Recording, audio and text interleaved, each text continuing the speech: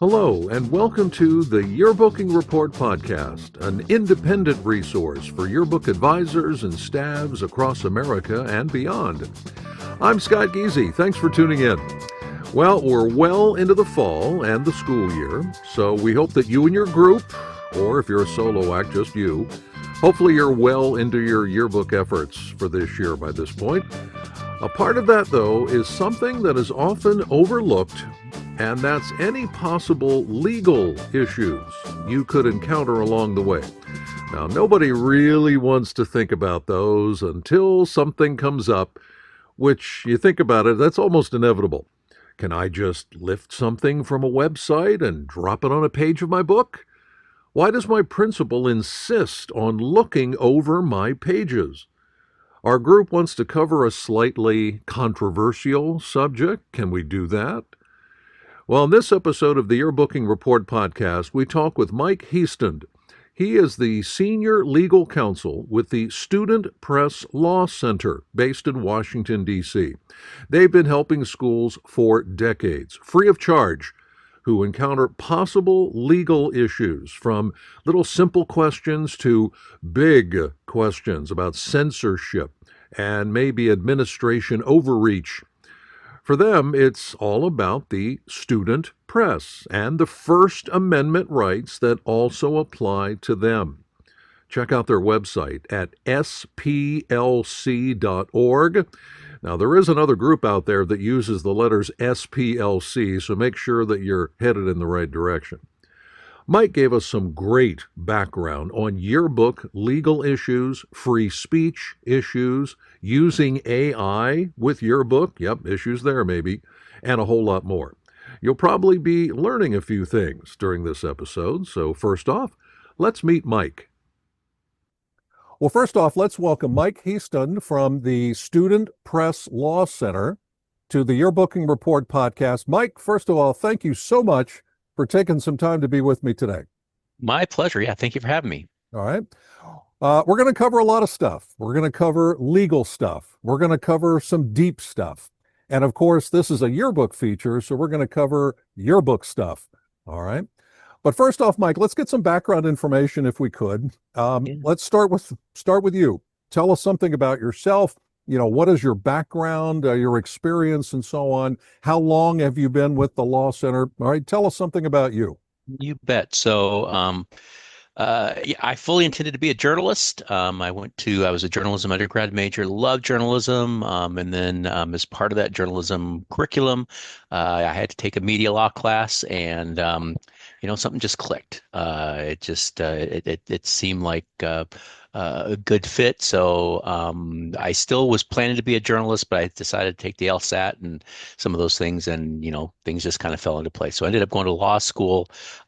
During my first year of law school, as my internship, I actually got an internship with the Student Press Law Center. And so it just happened to be, it was 1989 is when I started there. And in 1988, we had this landmark, pretty devastating Supreme Court ruling handed down called Hazelwood, which really kind of disrupted everything in at least the student media law world. And so that was about the point at which calls to the center just started skyrocketing. I mean, the Hazelwood case had handed school officials a lot more legal authority to go after student media, to censor student media in certain cases. And so people were being affected by that and calling the Student Press Law Center for help. So calls were starting to skyrocket. This SPLC and we kept in touch. And so when I graduated in 1991, I actually took the very first full-time legal fellowship that the SPLC had ever offered, and then gradually that just kind of worked my way up the scales there, just kind of from intern to fellow to their first full-time staff attorney, and then now I'm there. They call me the senior legal consultant. I think that our senior legal counsel, but I think that's mainly because I'm old. Okay, Mike, I wasn't going to say a thing. All right, right. Trust me, Mike, I'm older than you. Okay. Maybe a little, yeah. You're a better man than me, because when I think legal, I'm like, oh, I got a headache and all that sort of thing. All right, how about the Student Press Law Center? Tell us about that group. And Mike, I tell you what, this is an opinion, okay? I bet the majority of schools out there, and we're talking any level, all right, have no idea you folks exist. All right, now that's just an opinion. I could be totally wrong. Tell us about the Law Center, and then maybe tell me if I'm totally wrong. Go ahead. You bet. So, yeah, SPLC started. We were founded in 1974. So, last year was actually our 50th year of being in business. And our whole purpose is to support and defend and protect the free speech and free press rights of student media throughout the country. We work with both high school and college student media, student journalists, student advisors that work with student media. And we handle pretty much every sort of media law question that comes up. I often talk with some of my colleagues that are working with, professional media, and they're very surprised sometimes by just kind of the breadth of the issues that our folks have to deal with. They have to pretty much handle every or confront every sort of media law issue that, professional media has to deal with, but we have to do it in this kind of weird and wacky world of schools. And the educational environment, which can, throw a lot of kind of wrinkles into things. So yeah, I manage my primary job at the SPLC is to manage our legal hotline, where folks can either email or set up a phone call with me to talk about any sort of media law issue that comes up. Me and my colleague John Falk manage the hotline there. Yeah, as far as whether or not folks hear about us, I would say if you have an active student media program, I think probably you have heard about us, but that's not always the case. And yeah, trying to let folks know that we exist. I mean, luckily, it was a bigger problem I think before the internet came along, but now pretty much if you type in student media censorship or something, will probably come up pretty quickly. All right. How much action do you folks get? Now, like calls per week, or I mean, how much activity do you folks have? We stay extremely busy right now, kind of from right now into almost the end of October. And then we repeat it in the spring, kind of March into April. Those are our super busy seasons. I think, yesterday, I think I handled like a dozen sort of legal calls that came in. So yeah, we stay very busy. We have a very small staff, and so it can sometimes be a challenge to keep up during these busy periods. All right, now we'll mention that we're talking here in mid-September, all right, and we're releasing the podcast a little bit later on because I've got a particular question kind of tied to when we're talking right now, but let me hold that for a moment. Sure. A popular question I've asked a number of guests is right now essentially just a general question. What is the state of student journalism right now? Now, you mentioned high school, college. I've done, obviously from the yearbook world, maybe middle school. There are some good Yeah. middle school stabs out there and so on. And, with all of the churn and the flux of professional journalism right now, what Yeah. about student journalism? Just in your general view, is it struggling? Is it doing great? How is student journalism going right now? We're facing some challenges. As you mentioned, professional media, we all kind of watched as, local newspapers, local news organizations have kind of, and sometimes national news organizations have faded away. I mean, the market realities have, taken a real toll on journalism. I think student media, we were buffered a little bit for many years. I mean, many student media programs, benefit from some support from their schools, and so some of those direct impacts that local media were feeling. I think, sustained.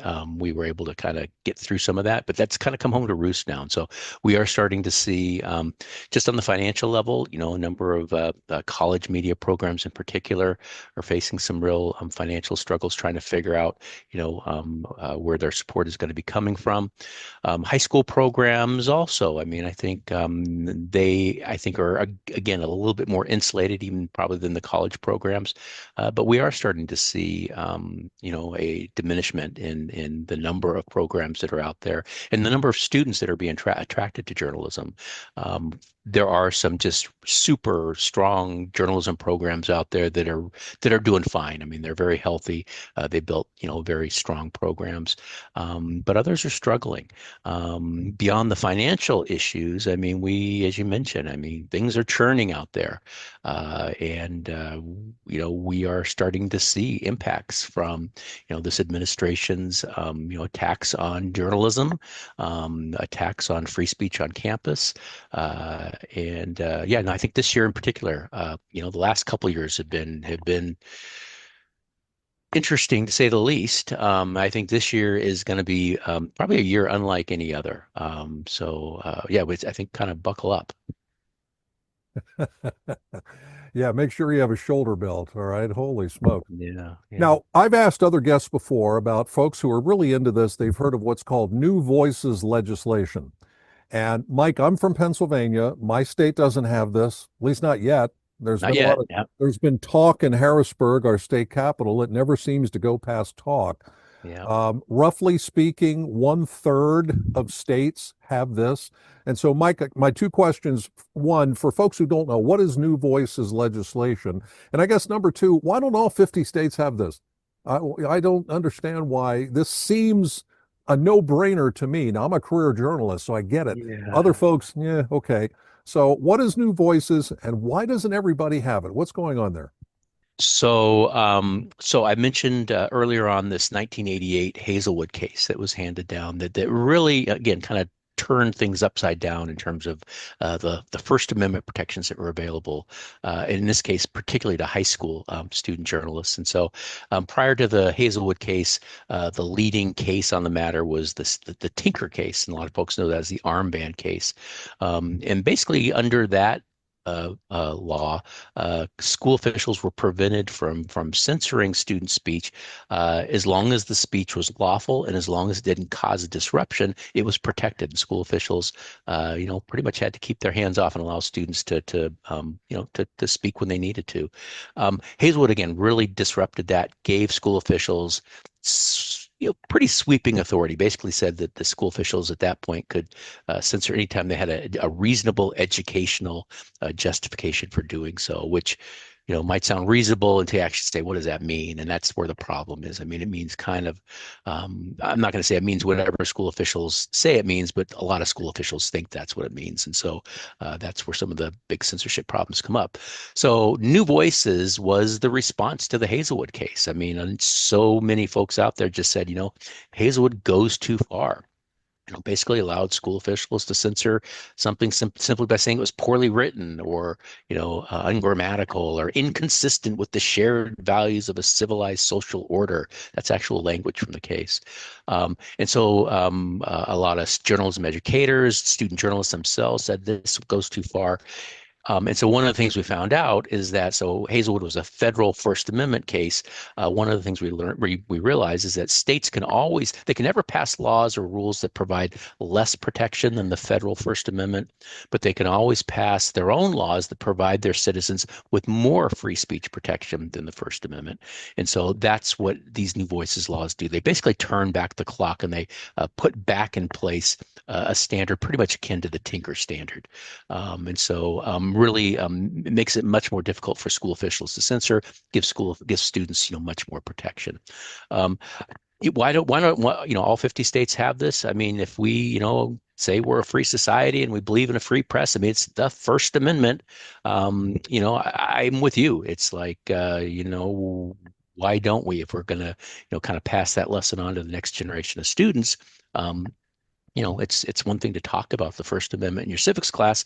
It's another thing to actually let students practice it. So we're hopeful. We're doing our best to get these laws across the line. We're still hopeful in Pennsylvania. I mean, they keep showing up. The students keep showing up in Harrisburg. So I think it'll happen at some point. Mike, I guess I'm surprised it's been, quick math, 37 years that somebody hasn't tried to challenge Hazelwood. I'm talking the Supreme Court, big, top of the ladder. I guess I'm surprised no one's tried to challenge this. Did I miss something? I mean, has that ever happened?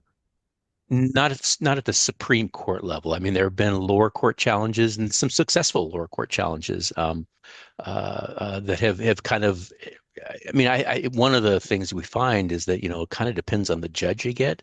If you get a judge that sees this and just says, "Man, the court went too far," they try and narrow it. So we've had some successful cases where there has been some narrowing. One of the things we were successful at fairly early on is making sure that Hazelwood was only limited to high schools and didn't go up to the college level, which was something that was threatened for a while. At the Supreme Court level, the Supreme Court has really just gotten much more conservative, and that was kind of what happened. I mean, it was the conservative block of judges that passed Hazelwood in 1988. I don't think that we have a whole lot of hope that the current court would do anything different. In fact, Justice Thomas has said that not only did he support Hazelwood, but he would he would reverse Tinker. He would just get rid of the Tinker decision. So, not a big fan of student speech on the Supreme Court these days. Very interesting. I didn't know that. All right, so I just learned something there.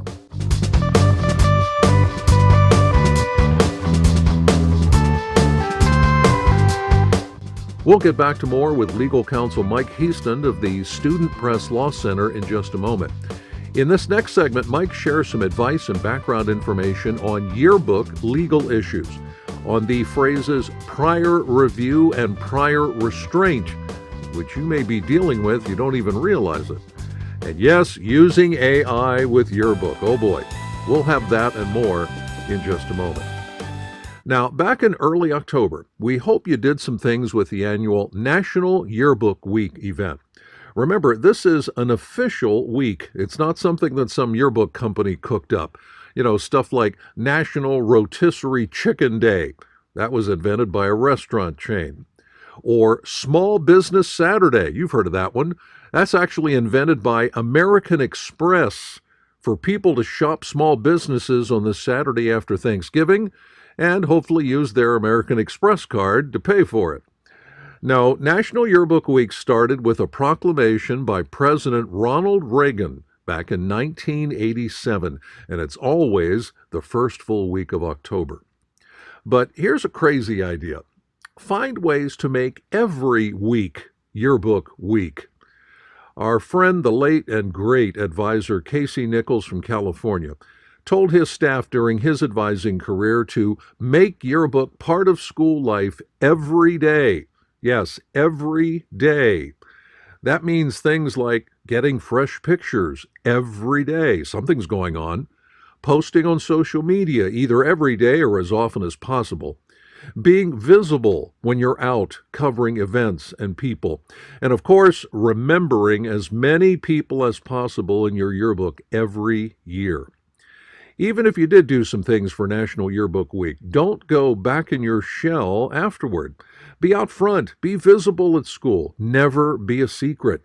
That boosts attention for you and probably will boost your sales because people will see that you're working hard out there and they want to make sure they get a copy of your finished product.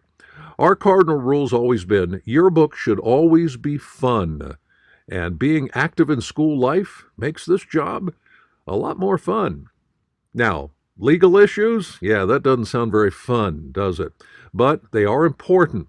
So let's run down some possible yearbook issues with Mike Hiestand of the Student Press Law Center here on the Yearbooking Report.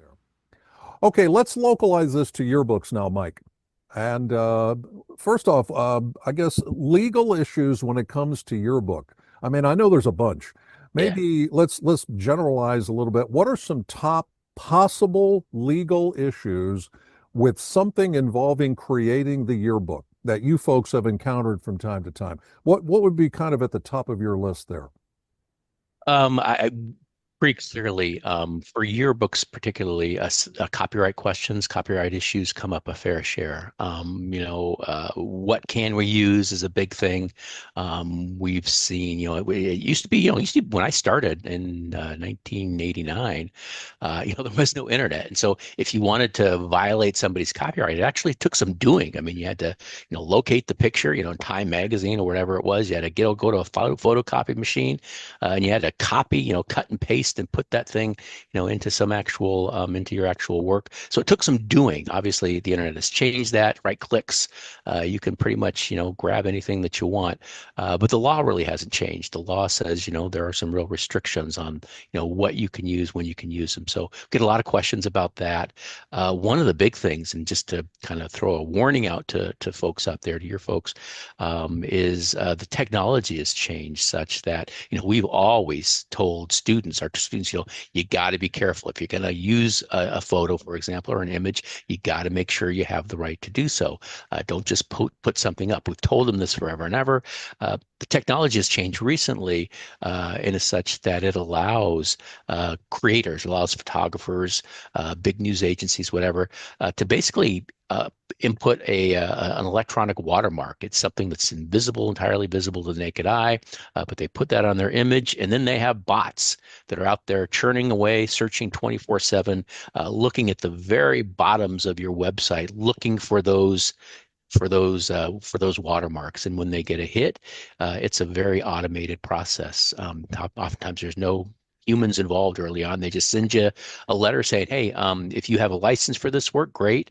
If you don't, you now owe us, $500 or $1,000 or something. Sometimes, I mean, I just heard of a $10,000 settlement that took place. So you yeah, people need to know that we have been telling you all along, be careful when you're using copyrighted material. You have to not use copyrighted material now, because you will get caught, and the financial costs can be significant for student media. Copyright ownership is also a big thing. Who owns the work that's actually that goes in the yearbook. At the high school level, as long as students are not paid as traditional employees, they typically continue to own the work that they create. So, which is good and bad. There can be some problems that come up. We can talk about that more, or folks can call me up if they have questions about that. Copyright is the big one. Liability for third-party content, when you are accepting things like senior wills and things like that. I mean, if other people off the staff are writing that content, the minute you decide to publish it, to put it in your yearbook, you are as responsible as anybody else for as the person that actually created it, for having put it in there. So, just being careful to do that. The right to reject is also something that comes up a lot of, if you get like a parent ad or something like that, or if you get a photo submission that just doesn't meet your standards. Again, as long as only students are making the decision to not publish it, students have the right to do so. It can get a little complicated if advisors or other school officials are getting involved in the decision not to publish. But as long as only students are making that decision, we've got good case law in the books that says students have the right to do that. And then censorship. Censorship is something that we haven't seen quite as much of on the yearbook level as with newspapers and other media, but it's become a big thing. I mean, in the past years, we've seen current events sections in particular. It used to be, it's kind of a standard part of most yearbooks, but for whatever reason, they are now, raising a lot of controversy. If you're putting the picture of something in your yearbook, it probably is going to trigger folks, and we've seen some nasty censorship battles come about as a result of that. I got to follow up that in a moment, Mike. Yeah. The cut and paste era seems so romantic. Right. Oh, to go back to those days, you and Yeah. me, and again, the younger folks are like, the what? Yes, trust me. The cut and paste era was a much easier time. Holy moly. Let me interject this one, all right? AI in yearbook. All right, AI is the 500-pound gorilla that's becoming the 1,000-pound gorilla. Do you guys have you started to, encounter AI type legal issues, either yearbook or student newspaper or any of that stuff? Have you encountered some of that stuff? Oh yeah, yeah. No, I mean AI is here to stay. It's 1,000-pound. I'm going to say 1,000,000-pound gorilla. Probably by next year. It's here to stay, and yeah, it's going to be really important. I think that we recognize. I mean, one of the things that happened with the internet is there's just so much fear out there initially that there's a lot of pushback. I mean, the number of schools that just told students you cannot use the internet. I mean, looking back, it's like, how crazy was that? In terms of trying to prepare our next generation for the world they're going to live in. Same thing with AI. Luckily, I think that folks do realize that AI is going to be with us, and we need to learn how to use it. It's a tool, and just like other tools, you can use it well or you abuse it. And so yeah, so I mean, one of the again with AI, copyright is one of the big issues we see. Who owns the stuff that you are prompting AI to make? U.S. Copyright Office has said, at least for now, they are not going to register copyrights for work that is created by AIs. It has to be human created. So right now, I think the law is just trying to catch up. The law is always playing catch up recently as technological developments have, quickly overrun the ability of judges and courts to keep up. But we're starting to see, some rulings come out that are giving us a little bit of guidance on some of these big issues that are coming up with AI. But yeah, it's here to stay. Yep, that is absolutely true. Yes. All right, now I'm going to throw out two terms. You know them, I know them. Veteran people may know them. Rookie people, maybe not so much. Yep. And the two terms are prior review and prior restraint. Now, Mike, first off, explain what those two things are. And I know really solid journalists, we don't want either one of those, but a lot of schools, of course, have to deal with it. What are those two things, and how does that work with your book? You bet. So, yeah, there are two different kind of stages in, kind of the censorship world. But so prior review is simply reading only. So if the principal or some other administrator insists on reading your yearbook before it goes to publication, that's prior review. Prior restraint is the next step. So once they've read it, once they've engaged in prior review, if they insist on you're actually changing something, taking something out, censoring something, prior restraint is actual censorship. So prior review is reading only, prior restraint is censorship. And yeah, we obviously don't want the censorship, but we also don't want, an administrator that really has no journalism experience whatsoever. It's not We've always felt, we don't have, the city council or the mayor read the city paper before it goes to press. We don't want government officials interfering at that level. I think the same thing holds true with yearbooks. And so, if pretty much every journalism education group in the country has come out and said, prior review is just a bad practice. It's a bad way to teach journalism to young folks. Yeah, I mean, there are, at least at the high school level right now, prior review is at least legally permissible. Again, it's frowned upon practice. Prior restraint, that's where the law actually does kick in. And so, it would depend on where you are. That's one of the first questions I ask. If you have a censorship problem, is where are you calling from? If you're in a new voices state, we're going to apply kind of a tinker-based standard. If you're not in a new voices state, we're either going to look at your individual school district policy to see what protections you might have, or we're going to probably apply Hazelwood. So yeah, those are the two kind of big differences there. Quick tangent, Mike. If you described Hazelwood earlier, if we didn't have Hazelwood, would we be talking about prior review, prior restraint? I mean, is that the direct connection is like right there? Yes, I would say that Hazelwood really. I mean, we had censorship prior to the Hazelwood case, but the difference was we had legal means to fight it. We had good strong tinker case on the books that didn't give students an unlimited license to publish whatever they want. The same rules that apply to the New York Times. You can't publish libel, obscenity, other forms of unprotected speech. Those laws all apply to student media. And additionally, we have this additional rule in place that says students also can't engage in speech that creates a serious, a material and substantial disruption, a serious physical disruption of schools. So, we did have some stronger legal protections in place. Hazelwood definitely changed the playing field. All right. Now, Mike, in my 25 years as a yearbook representative, I mean, the majority of schools I worked with, the administrator could pretty much walk right in, do whatever they want. And sometimes they did. Okay. If you had the opportunity to sit down with an administrator and explain to them why that's not the right way to go, that your yearbook staff in particular now should be independent, allow them to do the journalism they want to do, how would you explain to an administrator, you really shouldn't do that? You should do this instead. How would you explain that to them? There'll be a couple different ways. I mean, I'm a lawyer, so one of the things I talk about is the law, and the whole reason we have the First Amendment is we decided, as a country, we don't want government officials telling us, what to say, what to think, and so, I'd let them know they, whether they think they have that sort of power, unlimited authority, they don't. I mean, there are even in Hazelwood, I mean, they still have to show they have a reasonable, sort of educational justification for any censorship. So I'd push back definitely, on the legal front.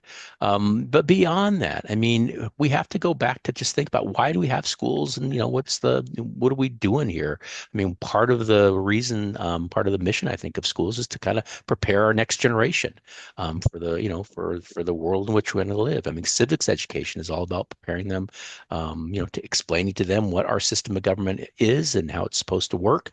It's a lesson, obviously, I think right now, many folks are showing they didn't quite take on in high school, perhaps, or other times. Um, so, I would just kind of remind them, hey, part of your job as an educator is really to, kind of prepare a next generation. And part of that is, we believe in a free press. We believe that, folks ought to have the right, within reason to say what they need to say.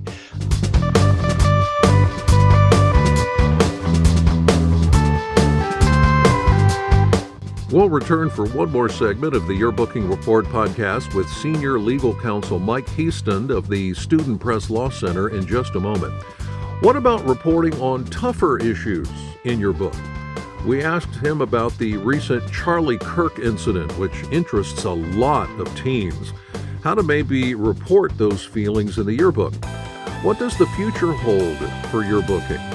And if you need to reach the SPLC, how do you do that? Well, stay tuned. We'll have that in just a bit. Now, you heard Mike talking about dealing with school administrators and your yearbook work. A view here from my 25 years of experience is that I think most admins really don't understand journalism. And, I mean, that's not a surprise. They're not journalists. Maybe they've had other situations where they just couldn't trust young people. Maybe they got burned once or twice. So when it comes to yearbook, they feel the need to oversee everything. Hey, it's their administrator nature. And perhaps no one has ever really sat down with them to explain what you're doing. Maybe a reminder on the First Amendment, and to trust your group to do its job. Stay in some regular contact with your administrators on things that you're covering in the book this year. Surprises? Yeah, never a welcome feeling anywhere. Periodically, why not invite them? Come down to the room, join your group sometime, ask some questions, make them a partner with your staff, not an outsider. Follow those ideas, and I think you'll have a friend in the front office instead of a possible adversary. One of my favorite sayings is, it pays to have friends. Reach out to your admin sometime soon and start building those friendships, and then keep doing that all year long. Now let's return for our last segment on legal issues in yearbook with Mike Hiestand of the Student Press Law Center here on the Yearbooking Report. All right, now, Mike, you and I were recording this in mid-September. And just in the past week, as we're recording this, I mean, free speech issues have been unbelievable. The shooting of Charlie Kirk and all the things that happened after that and so on. Jimmy Kimmel got fired yesterday. Yeah. Yeah. I've got two questions on that. First off, just kind of directly, these free speech issues, how does that affect student journalism? All right. First Amendment. All right. Freedom of the press is in there and freedom of speech is in there. How do these arguments, I guess, really about free speech, how does that affect student journalism today? I mean, we're in the heart of it. I mean, a lot of these battles you see that are taking place right now are happening on, college campuses in particular. A lot of things are happening at the high school level as well. I mean, we're starting to see, student journalists, attacked, at school board meetings and, attacked online and harassed online in ways that we haven't seen before. So, yeah, I mean, there does seem to be this an erosion, a lack of appreciation, I think, for just kind of the fundamental idea behind the First Amendment. That we respect the right of others to say, to have their say. Again, we're not going to, it's not an unlimited sort of right to say whatever you want or do whatever you want, but within reason. That's part of the deal we all signed up for. It seems as Americans, and that deal seems to be shifting right now. Let's do a for instance. All right. There are some really good yearbook staffs out there that are not afraid to tackle tough issues in their book, Yeah. various kinds, local, national, whatever they are. I'm going to assume that some of those, all of those, are going to do something in their book this year about the Charlie Kirk incident. All right. What happened afterwards, and so on. Now, I can kind of understand if some yearbook advisors don't want to touch that one with that famous 10-foot pole. But I could see some young people saying, no, we've got our views and reactions. We want to share them in the annual yearbook this year. So for folks maybe thinking about that, what's some advice? How would you lead them to give, good coverage of the Charlie Kirk incident that absolutely is going to make it in the book? Administrators aren't going to fly off the handle or something. Very, very touchy. How would you advise a yearbook staff that wants to do some kind of reporting on that issue? I think just use hopefully some of the lessons you've learned in your journalism class about how to report fairly, objectively, accurately. I think yearbooks are journalism. I think that it's frustrating sometimes when people don't realize it. Yearbooks are the history of a year, and definitely, part of the history of this year is going to be, Charlie Kirk is going to be part of that, as are a lot of other things I'm sure that are about to come down the pike. And if we're going to accurately capture, what happened during this particular year of school, I think that. I think it's absolutely reasonable, and probably necessary that if you're going to do a current event section, that probably needs to be part of it. But recognize, your audience is big, and a yearbook, does have a long shelf life, and so just maybe recognize that might not be the best platform to take a pretty far out, or really intense look at what happened, but perhaps cover it again more objectively, more as an actual news event that took place. Yeah, we say yearbooks are for life, and so they're going to last a long, long time. Yeah. Couple questions before we wrap up. First off, you mentioned kind of look ahead. All right, pull out that fake crystal ball of yours. Student journalism into the future. Are you hopeful? Are you hesitant? Like, okay, some of the things that are flying around in politics and legal issues right now and so on. How do you see the future of student journalism? Only because you mentioned earlier some shutdowns and some things that have stopped happening and so on. The pessimistic side of me is like, boy, I don't know. The optimistic side of me is like, young people are going to find a way to get it done. How do you there's a spectrum there. How do you kind of fall on that spectrum? I think my spectrum is probably somewhat similar to yours. There are days where I get pretty depressed, pretty nervous about what you see happening. But then, I do talk to, I am lucky. I'm lucky that I get to talk to some of the best and brightest students in the country. People that are really charged up about what they're doing and committed to it. And so that does give me a lot of hope that, it's going to look different. It already looks so much different than it did when I started.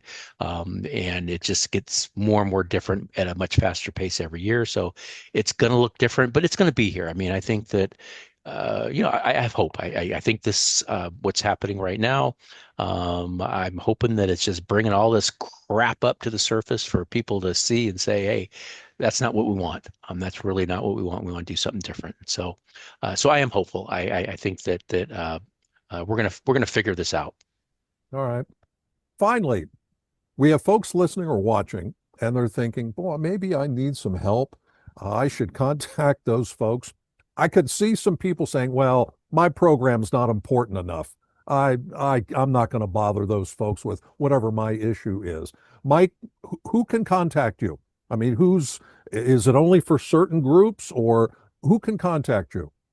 If you are a student doing journalism work, and it used to be that was pretty much the traditional student newspaper or student yearbook, things like that.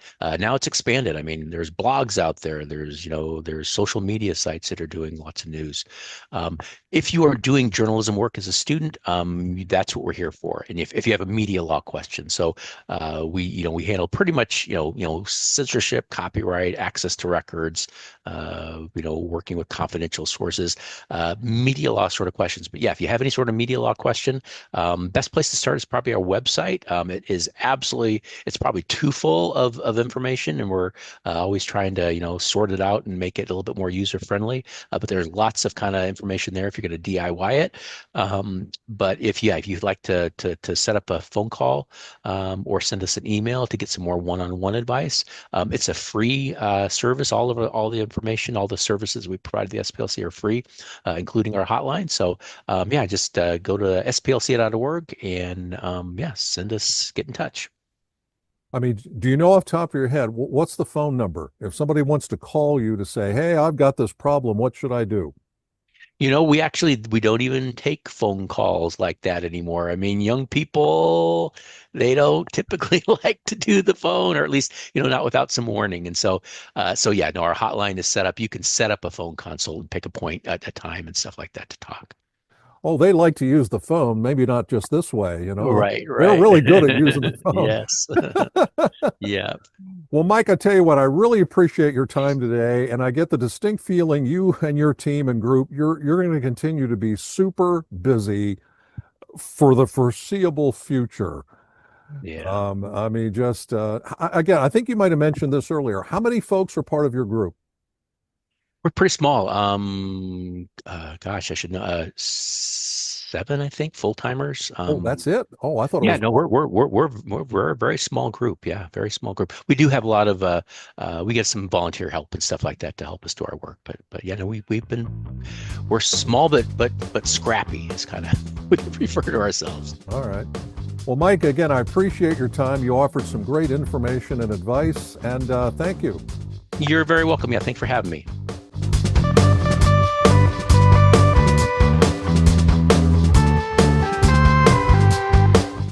A big thank you to Mike Hiestand of the Student Press Law Center for his insights into yearbook and legal issues. Yeah, lots of them.